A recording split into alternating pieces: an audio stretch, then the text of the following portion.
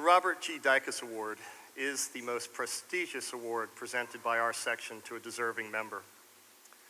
The Dicus Award recognizes a single member of the private practice section whose contributions as a whole have been of exceptional value. As the first president of the private practice section from 1957 to 1959, Robert G. Dicus set the standard for volunteer leadership of the section. Previous winners' names of this prestigious award are appearing on the screen. Would those individuals in attendance today please stand and be recognized? Your past Dicus winners.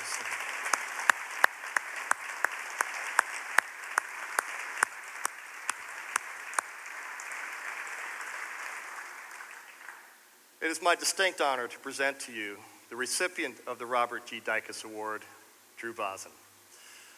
It is through our profession and this great section that I am fortunate enough to know Drew.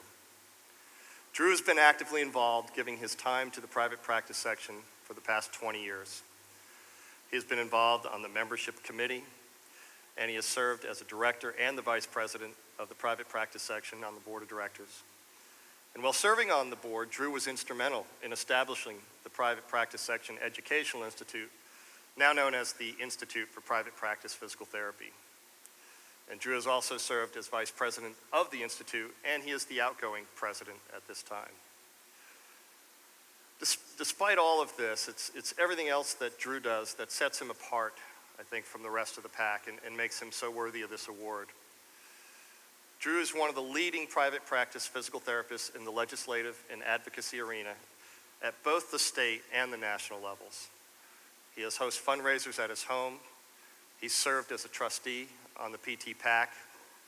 He mentors new professionals on how to meet, speak with their elected officials, all the while making sure that our profession is always viewed with the utmost respect. There's not nearly enough time to let you know all that Drew has done for our profession. Hopefully you read about it. But what's most important to me and what exemplifies the true meaning of this award is his unselfish giving of his time to others. I know many of you here have called Drew seeking his wisdom and advice. He is always seen mentoring young therapists or those who want to go into private practice. So the bottom line is he always takes the time to make a difference in other people's lives. I'm honored to call him a friend, and it's my privilege to present him with the 2013 Robert G. Dicus Award. Drew Bossen.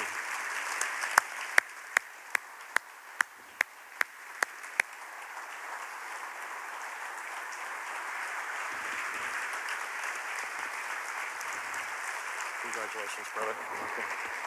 Let's get this on you first.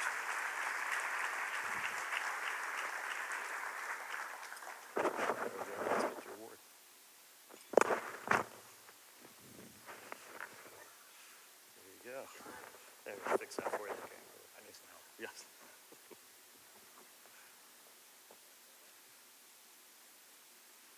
Great. It's all yours, Drew. You want to take that? I'm going to take that for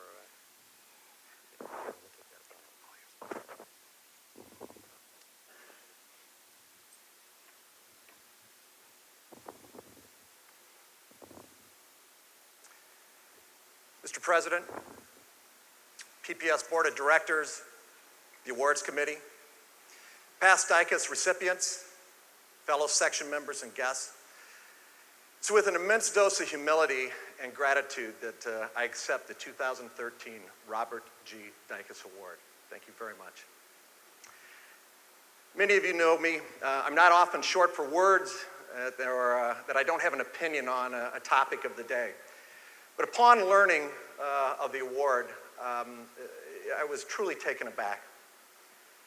I was transfixed somewhat, reflecting on the character of the past recipients, and perhaps a bit more the spirit that drives them over time. Through my lens, these are the individuals who have shaped this profession that we all live in, that we all take our livelihood from each and every day. It's an incredible honor for me to stand beside these individuals.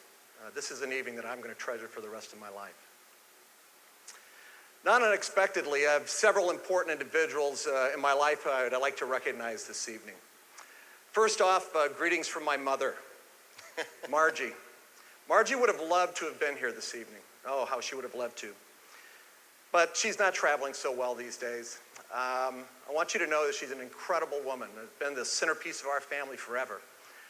Her health is in a bit of decline since the passing of my father a couple of years ago. And in fact, just last week, we moved my mom, transitioned her to an assisted living facility. Knowing my mom, to say that she embraced this transition would be a little bit of a stretch of the truth, a far stretch. But in her typical fashion, she rallied. She rallied because that's what she and my father have done their entire lives for us and our family. I tell you, what I will tell you is if she was here tonight, she would be the last one out of the room. She would work this entire crowd. She'd meet you all, and she would tell you a story again, probably a third time. Every last one of you. Margie, we love you. You are in our hearts tonight. To some very important friends, Patrick Graham, and the guys who I affectionately call the Anderson brothers, Steve and Mark.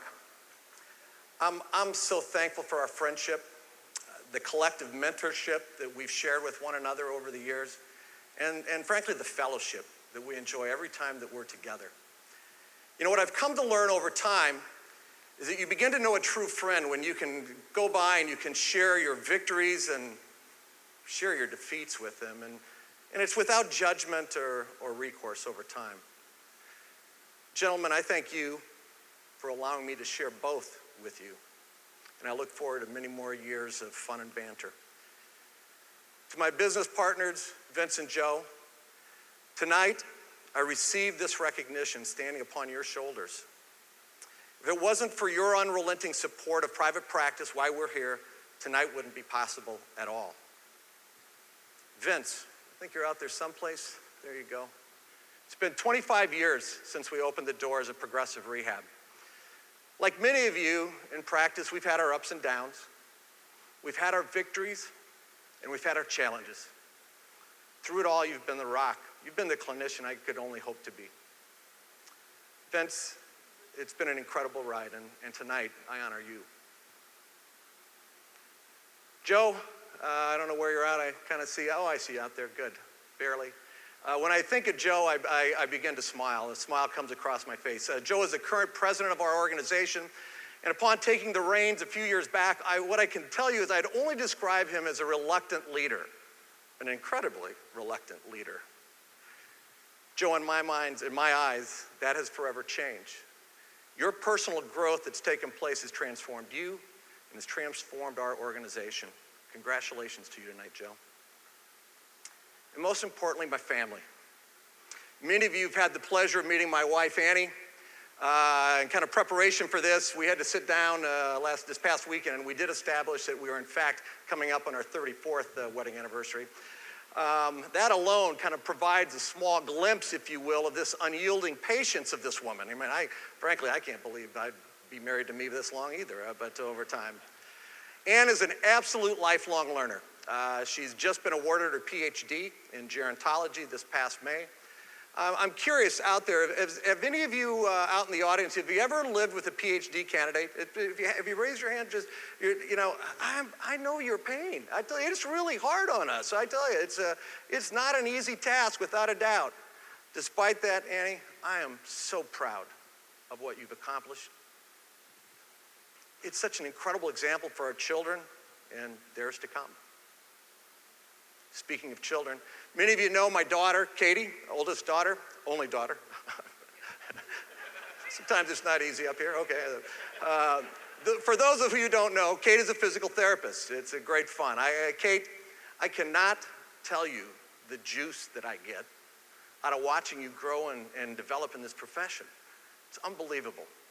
Little story about Kate. Kate's recently joined our team at Atlas Ergonomics. She is our new market manager in wellness, and recently, probably about 6 weeks ago, she had her really first foray into corporate sales, if you will. The weekend before that presentation, it was a big deal, and kind of her first jump in, she came and she wanted to kind of have me review her presentation. I provided her some rather unfettered feedback, rather direct. if you will. Truth be told, later that evening, I received some unfettered feedback from Ann. Rather direct, if you will. Nonetheless, Kate, you absolutely crushed that presentation, okay? I can't begin to tell you, for a father sitting in the audience, watching you command the room and what that meant. Very well done. And our son, Doug, you never cease to amaze me. It always, time and again. Doug's in his first semester of the executive MBA program at the University of Iowa. To say that Doug was a long shot in getting into his MBA program, it might be a bit of a stretch, but let me, if I can, maybe kind of frame the dialogue in and around this, if I can. His grade point was pretty reasonable. It was okay, certainly acceptable. His GMAT scores, plus minus over time. And he didn't have a ton of work experience out of the gate. And the kicker to this whole thing was he told me that the admissions program told him that if admitted, he'd be the youngest person ever admitted to the executive MBA program at Iowa. Now, we've all been in that position as parents. We all, we want the absolute best for our kids. We want to believe them. We want to support them. It's much like John was talking about his son in the wrestler. And by the way, John, I'm an Iowa Hawkeye, and so, we're big wrestling fans there too. But I'm sitting there, and I'm hearing this dialogue, and I said, God, I hope he's not disappointed. It's interesting to me that as PTs, we get stuck in our constructs, our dogma, our beliefs, the grades, what we believe. What I hadn't really considered in that whole equation was Doug's resourcefulness. Turns out, somewhere along the way, Doug had met the administrative executive secretary of the MBA program at Iowa. He took her out to lunch. Once, twice, a third time. Like many times in life, it's not what you know. And frankly, I don't truly believe it's who you know. What I believe is it's more about the fostering of the relationship. That's where the success can be mutually leveraged. Doug, I love it. And just so you know, you are your father's son. Frankly, there's a boatload of people in the room tonight that have played such an incredible role in my life to be here tonight. Debbie Reed, as you know, you've redirected my entire professional vision and where I thought I was going and where I ended up. I thank you. Pete Zulia, I've loved the conversation we've had about our dads. Hauser, Helene, Jane, I appreciate the mentorship that you've provided me over the years. And yes, there's many more. Many, many more. Excuse me.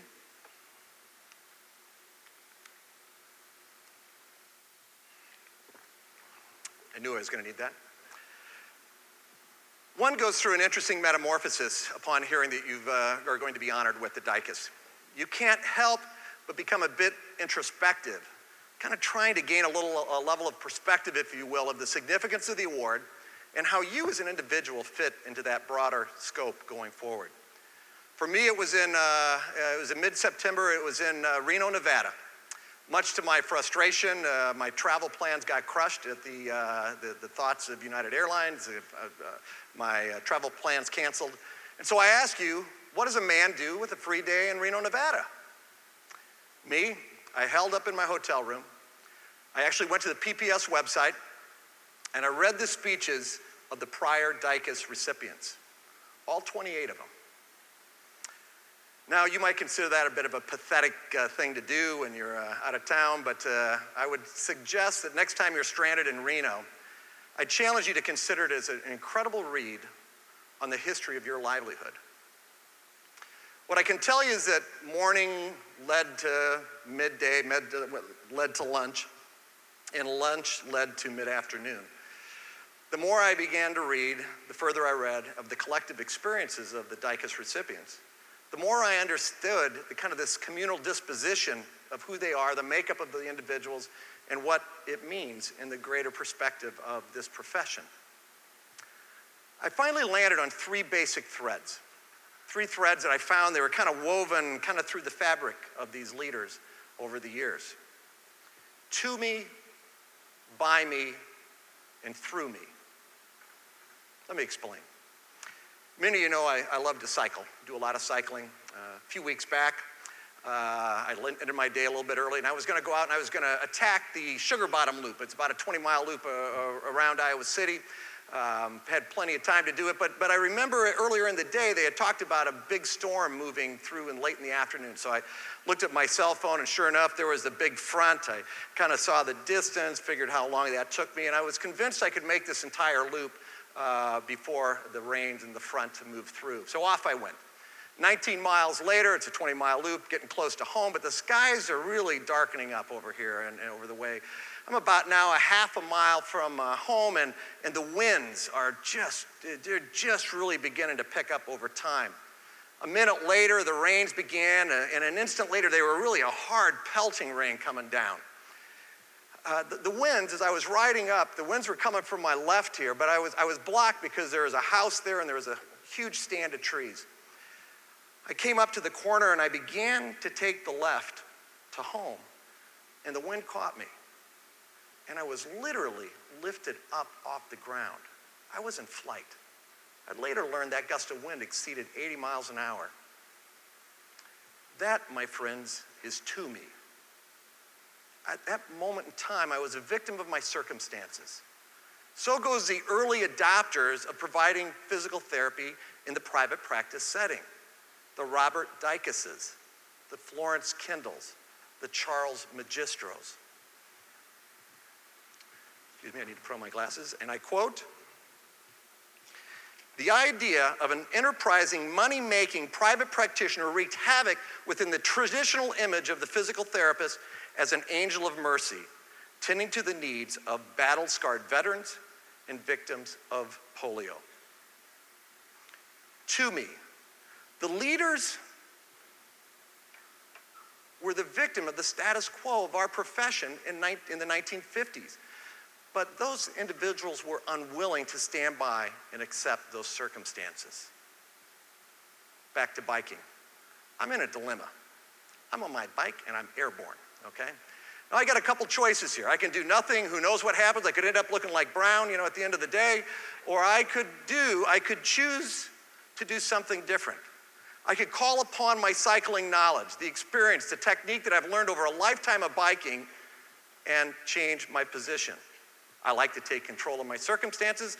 I went down to my drops on my bicycle. I leaned forward. I got small in the wind, and I powered through with every ounce of energy that I had. That, my friends, is by me. By me. I will not settle for my circumstances. I will not settle for the status quo. Excuse me? That was embodied by Lucy Buckley, the first woman recipient of the Dicus in 1986. Thank you, Lucy's words, thank you, but the biggest personal achievement of my life has been the raising of my 5 children, all of whom went to college and were not maimed by a working mother of divorced parents. Today, they're independent, self-reliant, dependable, and caring individuals with a zest for life. She finished with, "Women of this profession, we've come a long way, baby." To the women of private practice today, Lucy Buckley was a game changer.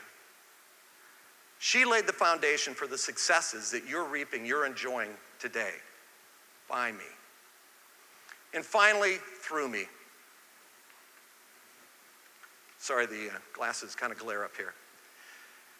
I want to tell you one of my favorite bike rides of all time, if you will. If you may recall, in 2006, we had a fundraiser for the Institute. We were down in Miami that year.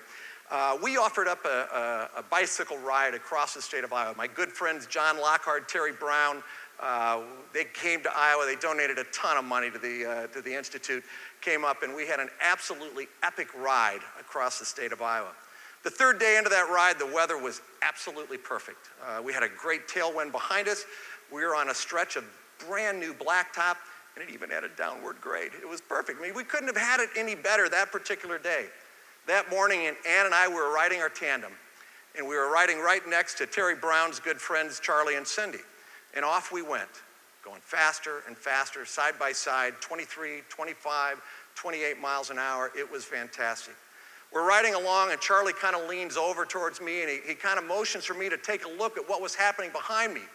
And I turned around and there was no less than 60 or 70 people had tagged onto our draft line going down the road, all with these enormous smiles on their faces.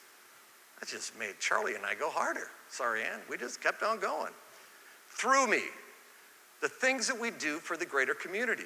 Not because we want to be in the spotlight or we do it for recognition. We do it because it's the right thing to do. We do it because it becomes our mission. It becomes our passion. Through me, it was Louise Yurko and her battle with her local hospital administrator, which ended up in JACO's revision of the accreditation standards to allow PTs to have practice privileges. Through me. It's the placard Peter McMiniman has carried against his fight against physician-owned practice. His teaching, his lecturing, his education to each and every one of us in this room, all for the greater good of the community. Our community, the PT community. To me, by me, through me. Frankly, this is leadership. It's not meant or owned by the few. It's a choice. It's your choice. You know my passion about the PAC, and frankly, the importance of what it does.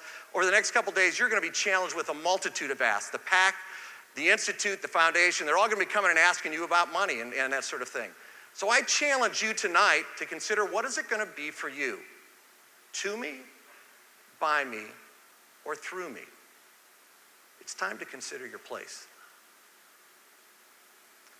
Guys, this was going to be the start of my finish. Okay, I had this talk scripted out to a T. I had a huge close. I tell you, you would have loved it. It was fantastic. And that all changed late last week. Thursday, to be exact, if you will. Thursday, I had a revelation. Despite my greatest effort, my over-the-top tenacity, my skill, my knowledge, my technique, everything I could muster, I was failing to achieve a rather important goal for me. To me, by me, through me, it just wasn't working. To me, by me, through me, it wasn't enough. There are times in life, and I relearned it again last Thursday, that you can't do it alone. Sometimes you need to ask for some help. Help me. As I mentioned earlier, my mother moved to this assisted living facility last week. Last Thursday afternoon, I'm in the midst of the details of this transition. I'm canceling services here. I'm trying to open up services over here. I'm rerouting services from here to there. And it came to the telephone. It's a landline. Yes, it is. You know, you think that'd be simple enough? She's moving down in the same area code, about 40 miles to the south, so we'd be more central to my sisters and I. CenturyLink, they were the provider, and man, they were happy as could be to assist me in this process. That is, they were willing to assist me with providing my mother with a new telephone number, different than the number that she'd had for the last 60 years. I respectfully told the representative, hey, that's not such a good option. My mom's a little bit forgetful, nor was it an option for my mom's friend, those who are in fact still alive, because it'd be difficult, if not impossible, for them to talk to my mom, to find her. You know, for me, it was like, I gotta limit these barriers. We already were struck up with these barriers, and there's all this emotion of the move and everything. It's like, I gotta knock these barriers down. It was important to me to keep my mother in contact with her lifelong friends. The representative got on the phone and said, must have been reading from a prepared script. I'm sorry, Mr. Bossen, but blah, blah, blah, blah. I tried again. Please, you gotta help me. Again, to no avail, blah, blah, blah. My blood pressure is beginning to rise, and I told her to stop. She keeps going. I said, stop. It's time for me to escalate this call. I got the second representation, the rep on the phone. Round 2, same outcome, exact same outcome. I thought I was going to give it one more try. I sat back and kind of collected my thoughts and said, you know something? I need to take a different approach, perhaps a little bit less edgy this time going forward. I figured it was, in some way, shape, or form, I had to pull this representative into my vision versus just doing the ask. I started out by telling the representative that I'd been on the phone for the past 20 minutes and I was really seeking the individual who could provide some extraordinary services. I wasn't looking for ordinary services, but over-the-top extraordinary service. I said, so, is this the person I'm talking to? Guy on the other end, he wasn't about to tell me no, but he clearly wasn't committed at this point in time. Well, perhaps what's your issue? It was now time for me to lay my vision to this young man. I spoke about an incredibly cool woman, my mom, who'd been his customer for 60 years. Through deregulation, through mergers, through acquisitions, through consolidations. I think that includes Ma Bell, Quest, Dex, CenturyLink. My mother has always been your customer. Through party lines, through private lines, teen lines, rotary phones, wall phones, slimline phones, cordless phones. She's always been your customer.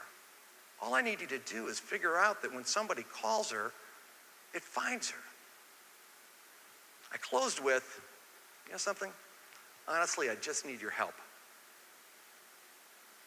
After a rather long pause, he said, let me see what I can do. I'm on hold for about 20 minutes. When this rep came back on, he said, Mr. Bossen, I've got a lead, but this is going to take some work. I said, great. You go do the work. I'm going to sit right here on hold. I tell you, that's fine. I said, by the way, from here on out, I'm not Mr. Bossen. My name's Drew. What's yours? Turns out this kid is David, Coeur d'Alene, Idaho, 26-year-old, been working with CenturyLink for 3 years, just recently got a promotion to middle management level. That's why I'm talking to him escalated call over the course of time. Nice young man on the telephone. David, you're my guy. I know that you're going to figure this out. I really believe you will. You take as much time as you need. I'm going to be sitting here waiting for you. He's on and off, on and off. About 2.5 hours later, I'm still on hold. David comes back to the phone. He says, I think I've got a solution, but I'm going to need another hour or so. Can I call you back? I said, David, I'm totally invested in you. I'm not going down this path a second time. You get back to me when you got the news. Just go do the work and call me. So 2 hours later, I'm out to dinner with some friends, and the phone rings, and it's my newest best friend, David. Drew, I've done it. Your mother's friends can call her on the old number. It's going to find her. I can't tell you how charged up this kid was. He'd seen my vision, and he'd made it his mission going forward. Asking for help and then framing the vision with your passion can create some extraordinary outcomes. David and I chatted for a few more minutes before we signed off, exchanged emails, got his supervisor's contact information. Before he hung up, he told me something rather amazing. He told me that what he had just done was the most important thing that he'd done since going to work for CenturyLink 3 years ago. And then he proceeded to thank me for the opportunity. Go figure. Thank me. To me, by me, through me, and help me. These are leadership at its best. I'd like to close this evening with one last story, if you'll indulge me, and it relates to my late father-in-law, Robert Gibbs. Bob was a pharmacist by training. He served in many roles in the National Pharmacy Association. He was a pharmacist, but beyond that, he was an advocate, he was a politician, he was an author, and an incredibly thoughtful, tutoring father-in-law. It was from his counseling, coerciveness, prodding that I stepped forward to volunteer to what, and I appreciate at the time, it was the membership committee so long ago. What I could tell you is I had more hair back then, and Jim Milder was a much younger man. Nonetheless, what I'd like to share is a passage that Bob wrote on professionalism. The fact that you have a pharmacy degree, physical therapy degree, doesn't prove your ability to be a truly professional man. Well, it was a different time. Okay, that's good enough. Only by your continued efforts can you prove your worth and again, gain the respects of your peer. Bob often lectured to pharmacy classes across the country.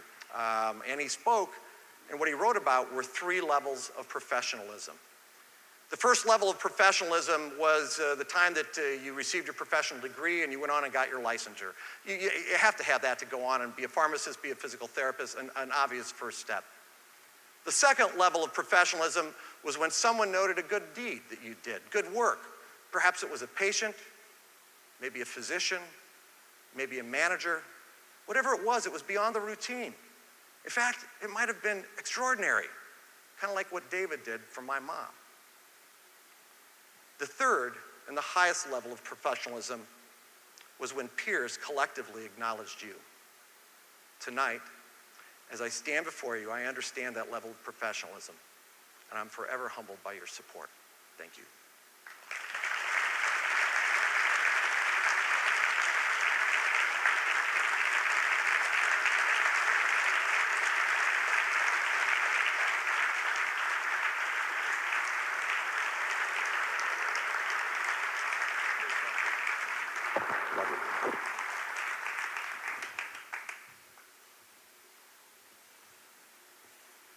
Thank you, Drew. And Annie and the family, thank you for sharing Drew for the past few decades with us. We appreciate it.